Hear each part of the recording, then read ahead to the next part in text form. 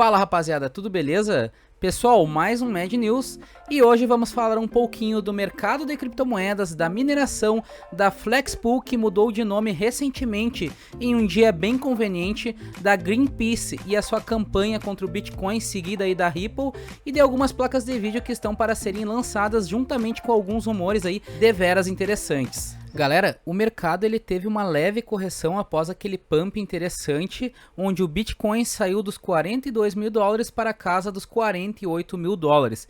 E hoje ele está aí beirando, né, os 46 mil dólares. A maioria das altcoins acabaram acompanhando tanto na queda quanto na alta do Bitcoin com algumas ressalvas. Ethereum, por exemplo, se manteve na casa dos 3.450 dólares. Alguns analistas estão comentando que esta queda foi positiva para o Bitcoin pensando no longo prazo, pois o mesmo está testando aí o suporte nesta barreira e que dependendo poderia voltar a subir, como esta notícia aqui cogitando a possibilidade do Bitcoin chegar aos 53 mil dólares em breve. Mas sabemos que este mercado é volátil, então temos que estar sempre atentos e nunca 100% expostos aí em um único ativo. É aquela famosa gestão de risco, não é mesmo?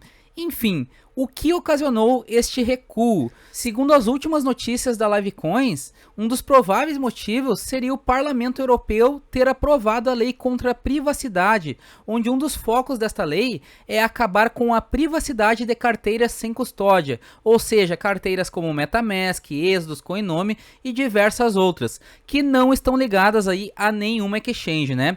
E é aquela coisa, agora o governo quer saber inclusive o que você tem na sua carteira. Como sempre comentei, a regulamentação do mercado é só o começo, tem muita coisa que eles irão regular de forma específica futuramente. DEPs, DEX, NFTs, aplicações do mercado como Farm, Staking e por aí vai. Se formos pensar, por exemplo, no Staking, você trava a sua criptomoeda e deixa ela rendendo. Em investimentos comuns do mercado, como uma renda fixa, desde que não sejam isentos, o rendimento é tributado. Hoje nas criptomoedas não acontece isso.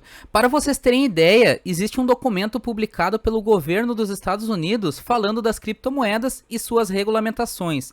E nele eles pautam que querem arrecadar 10 bilhões de dólares com as regulamentações aí e o combate aos crimes digitais. E eu acredito que eles possam arrecadar muito mais do que isso. Então, que governo não irá aderir às criptomoedas, né? Sabendo que pode arrecadar muita grana aí, né? Muita tributação aí dos seus usuários. A exemplo da Argentina, que está pretendendo tributar as criptomoedas, já visando utilizar o valor para quitar as suas dívidas. Outro ponto foi o recente hack que aconteceu na rede da Ronin Network. Quem joga aí o Axie Infinity deve estar acompanhando, né, o andamento dessa situação.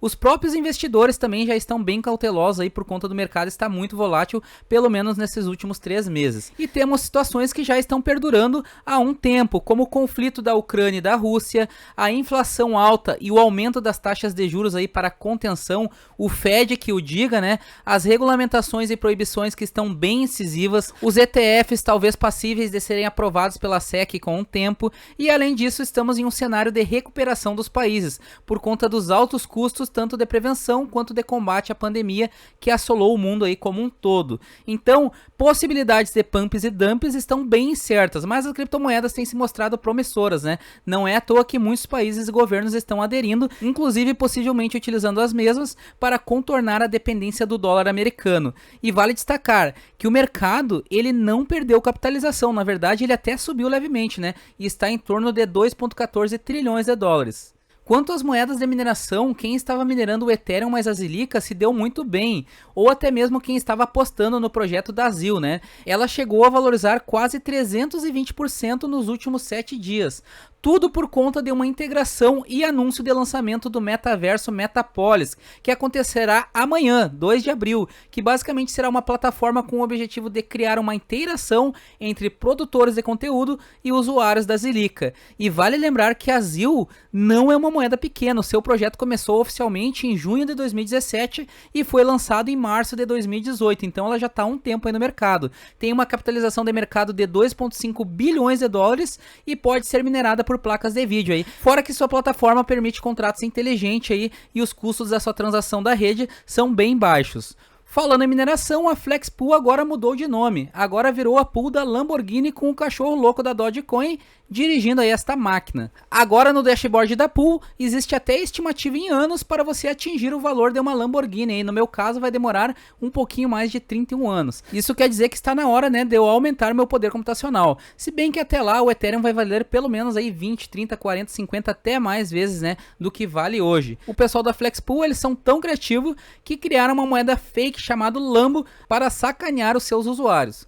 Bom, pessoal, primeiramente, a Flexpool ela não foi hackeada. Na verdade, eles todos os anos aí, né, no dia 1º de abril, eles fazem algumas alterações visuais em seus sites para dar aquela brincada aí com a galera, né, com seus usuários. Ano passado, por exemplo, eles mudaram o nome da Pool para Dodge Pool aí para sacanear os seus usuários. Mas tudo é apenas uma brincadeira, né, pessoal? Então não se preocupem, hein, porque o saldo minerado, o saldo que vocês estão minerando aí, não será comprometido com nada. É só uma zoeira aí do pessoal da Flexpool. Enfim, minha rentabilidade com 357.5 MHz por segundo está na casa dos 0,1504 ETH mensais. Em reais, isso aí daria R$ 2.428 bruto no mês. Deu uma subida, né, com o aumento da cotação do Ethereum e ao mesmo tempo uma caída por conta do dólar, que hoje está na casa aí dos 4,70. Eu estou com um saldo acumulado na pool de 0,673091 ETH pendente de pagamento. Isso aí daria em média de R$ 10.867. É um simples preciosismo meu, pessoal, pois de fato não é interessante deixar tanto tempo na pool saldo minerado, uma vez que se ela for hackeada pode comprometer este seu saldo, e outra é que se você está recebendo pela rede Polygon, o custo é muito baixo, então não justificaria aí, né, acumular tanto saldo na pool. Ao invés de deixar na pool, seria mais interessante receber e investir, assim você rentabilizaria mais aí, né, a sua mineração. Mas eu tenho as minhas metas pessoais, pessoal, como eu já bati uma delas, logo eu vou estar sacando este valor. No site do Atomine, calculando a rentabilidade de uma RTX 3080 LHR, o Ethereum é a moeda que mais está rendendo. No meu caso, o bruto aqui estaria fazendo 3,33 dólares por dia. Logicamente que dependendo da placa de vídeo pode mudar bastante as posições das moedas aí em questão de rentabilidade.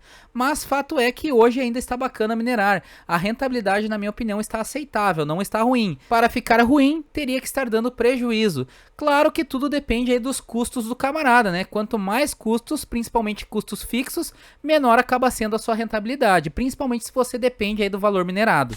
Bom, pessoal, agora vamos às notícias. O Greenpeace, uma organização com aquele conceito de sustentabilidade ambiental, lançou uma campanha contra a mineração do Bitcoin. Segundo eles, se o Bitcoin fosse adotado a nível global, poderia subir até 2 graus Celsius de temperatura no mundo por conta do Bitcoin. Eles até fizeram um slogan para isso: mude o código, não o clima. Com isso, eles começaram uma campanha para que o Bitcoin mude a sua forma de consenso, a sua forma de validação de blocos, de prova de trabalho para prova de participação. E adivinhem quem está se juntando ao movimento: o cofundador da Ripple, uma moeda com foco em bancos, em empresas. Eles investiram aí 5 milhões para fazer essas propagandas ambientalistas. Galera, a segurança do Bitcoin hoje se dá justamente pelo poder computacional da sua rede. Hoje, para conseguir atacar o Bitcoin, exigiria um gasto financeiro e um esforço imenso, e sem ter garantias de sucesso ainda. Então hoje, com toda certeza, a rede mais robusta e segura é a do Bitcoin. Olhem o que está acontecendo, por exemplo, na rede do Ethereum. Está cada vez mais centralizado, cada vez mais os desenvolvedores estão naquele politicamente correto, querendo agradar aí movimentos livres de gasto energético, querendo agradar aí países, governos e empresas, querendo agradar baleias de sua rede. Então já sabemos aonde isso vai dar. Lembrando que hoje a rede do Ethereum só é segura graças aos mineradores. Então o Bitcoin ele não irá ir para este caminho do Proof of Stake, da prova de participação, uma vez que quem dita a regra da rede é a maioria, e a maioria somos nós mineradores. Mas se eles quiserem, no modo zoeiro, eles poderiam simplesmente, né, no caso o Greenpeace, criar um código e publicar, e se a maioria da rede aceitar, talvez entre em pauta. Mas com certeza a maior probabilidade é de se criar uma boa shitcoin chamada Bitcoin Green ou Bitcoin Verde e ser despejada no mercado, assim como muitas outras criptomoedas. Mas, em resposta ao Greenpeace, a maior produtora de petróleo dos Estados Unidos provou que eles estavam errados aí sobre esse suposto gasto absurdo e desperdício de energia aí pautado pelo Bitcoin. Primeiro que o Greenpeace já aceitou doação em Bitcoin, agora eles querem opinar sobre a mudança do código. Segundo que esta afirmação de um suposto aumento de 2 graus Celsius de temperatura no mundo todo foi baseada em um estudo da Nature Climate Change. Porém, a forma que eles utilizaram aí para estimar isso é falha por alguns motivos. Eles superestimam a quantidade de transações on-chain no futuro, ligam erroneamente a quantidade de transações com gasto energético e desconsideram que as grandes farms de mineração de Bitcoin hoje estão em sua maioria migrando para fontes limpas de energia. E para fechar, eles comentam que o movimento falha em entender a descentralização do Bitcoin. E falando em Proof of Stake, olha nosso camarada Vitalik Buterin, outro vira-casaca, hein? Ele afirmou agora que o Ethereum poderia estar usando a prova de participação desde 2017, ou até desde o início aí da criação da moeda. Mas se foi assim, por que ele não pensou em usar? Porque ele precisava dos mineradores, tanto que ele ressaltou aqui que se não fosse pela prova de trabalho aí executada pelos mineradores, talvez o Ethereum não estivesse onde chegou. Isso quer dizer que se não fosse a prova de trabalho, talvez o Ethereum não estivesse, né, onde está hoje. E essas palavras dele nos remetem a pensar também, se o Proof of Stake fosse tão bom assim, o Ethereum já teria sido substituído por outras criptomoedas há muito tempo, não é mesmo? Então, pessoal, nos faz questionar um pouquinho dessa prova de participação aí que o Ethereum quer implementar. Até porque olha a quantidade de projetos, inclusive projetos grandes aí que trabalham na prova de participação, que hoje estão sendo hackeados. Galera, faz tempo aí que a China está buscando aí produzir as suas próprias placas de vídeo. E agora foi anunciada a primeira GPU chinesa para o segmento doméstico, ou seja, para nós utilizarmos em PC desktop. A MTT S60 e a MTT S2000, que seria para servidores. Eles divulgaram aí o funcionamento desta placa de vídeo no jogo League of Legends, o famoso LoL, que é um jogo aí um pouco leve, na verdade, né? Passaram também algumas especificações aí desta placa de vídeo. Por exemplo, a MTT 60 terá 8 GB de VRAM LPG DDR4X, que é um tipo de memória otimizada para o consumo energético. Eles passaram que ela será utilizada em um slot único e que a placa teria apenas um fan, provavelmente seguindo os modelos aí como a Founder Edition, por exemplo. Não temos como estimar o desempenho dessa placa ainda, mas são mais fabricantes aí no meio de placas de vídeo e isso é bom, gera concorrência e gera competição. Galera, e para finalizar, eu achei vários lançamentos de placas de vídeo na internet, algumas até lançadas já foram e não sabíamos. Como por exemplo esta RTX 4090 modelo Triple Fan. Notem os fãs diferenciados e eles vêm até com grade de proteção, que é para o camarada, né, não atorar os dedos. Temos esta outra RTX 4090, modelo para desktop, perfeita para gamers. Dizem que com esta quantidade de fãs você consegue manter ela a uma temperatura negativa. Inclusive o ideal é utilizar o ar-condicionado no quente para você não congelar aí quando estiver próximo a esta GPU. Já vazaram inclusive a próxima geração de placas de vídeo da Nvidia. Depois da RTX 4090 vem a RTX 5090, modelo de parede, que é para não ocupar muito espaço aí no gabinete. Temos também o vazamento da RTX 5090 Ti Turbo Max Titanium de 100 GB de VRAM. Inclusive o camarada está vendendo ela. Infelizmente aí, com o preço da RTX 3090, esta não deve estar tão em conta, né? E agora os novos carros da Tesla estão vindo com GPU externa embutida, que é para ficar mais estiloso aí o carro e a GPU. Uma pena ser dual fan e não possuir LEDs, pois daria mais terahash por segundo.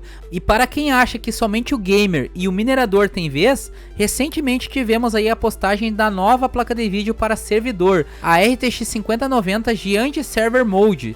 Notem que os fãs são com LEDs amarelos, aumentando drasticamente o desempenho. E por fim, com a descoberta da mineração de Bitcoin pelo calor humano, estamos mais perto de descobrir que a Matrix é real e que na verdade a mineração de criptomoedas é uma extensão do mundo real, principalmente se for para uma carteira fora da exchange, e que ao comprar o Bitcoin e manter ele fora da exchanges, você automaticamente está tomando a pílula vermelha. Então pessoal, a zoeira nunca acaba, né? 1º de abril está aí, e esse foi nosso vídeo. Desejo um excelente dia a todos vocês, sucesso, tamo junto, e como sempre, bora minerar a modo Doom, até o fim.